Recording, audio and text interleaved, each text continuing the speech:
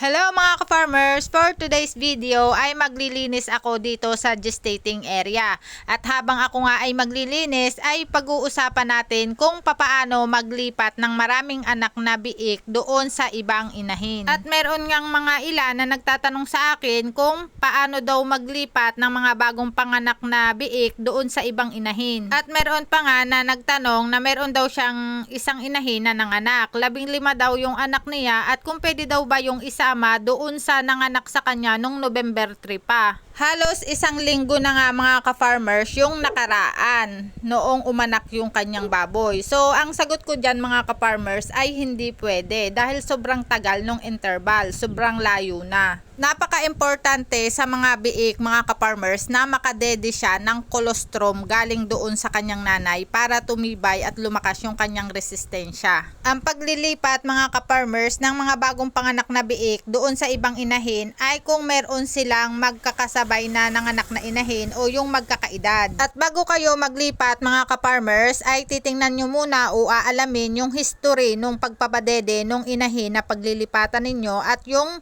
inahin na nanganak. Merong inahin mga ka-farmers na kahit madami yung anak niya ay kaya niyang buhayin. At kung marami nga yung magkakasabay ay pwede ninyo din gawin na isaysing yan at pagsamasamahin yung magkakasinlaki. At kung halimbawa naman mga ka-farmers na iisa yung nanganak ninyo nung araw na yan at madami nga yung kanyang anak ay hayaan nyo muna yung mga biik doon sa kanyang nanay. At kung may sumunod naman na nanganak mga ka-farmers at kakaunti yung kanyang anak ay pwede nyong bawasan yung madaming anak at ilipat doon sa kakaunti. Ang ina-advise ko mga ka-farmers kung kayo ay maglilipat doon sa bagong panganak, ang inyong pipiliin ay yung naiiwanan sa laki, kumbaga yung maliliit na size. Dahil yung maliliit mga ka-farmers na ililipat ninyo ay magiging maganda yan doon sa inyong paglilipatan dahil unang-una fresh yung gatas nung nanay na paglilipatan sa kanya. Sobrang legit niyan mga ka-farmers dahil na-experience ko yan at naranasan dahil ako nga nung ako ay nagtatrabaho sa malalaking farm,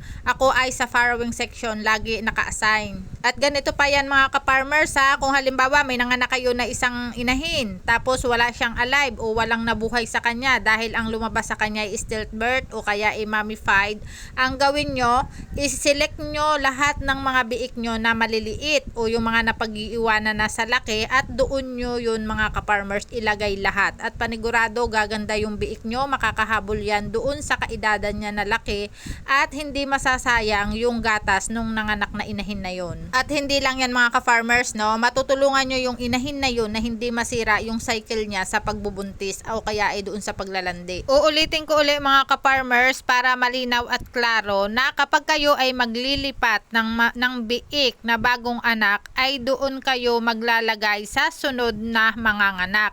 Hindi kayo pwedeng maglagay ng bagong panganak doon sa nakaanak na ng ilang araw o ilang linggo. At para po doon sa magtatanong kung ilan lamang ang pwedeng ilipat o isama doon sa ibang inahin ay depende yan doon sa bilang ng kanilang dede. Kapag ang inyong mga inahin ay 16 yung dede niya ay pwedeng 16 or 15 yung ibigay ninyo sa kanya na biik kung maganda ang performance na maggatas nung inahin na yon. At titingnan ninyo din muna mga ka-farmers yung performance ng inahin na inyong paglilipatan dahil hindi lahat ng inahin ay magkakatulad ng performance sa pagpapadede doon sa kanyang mga biik. Ang ganda ng performance ng mga inahin mga ka-farmers ay wala yan sa score ng body condition nila.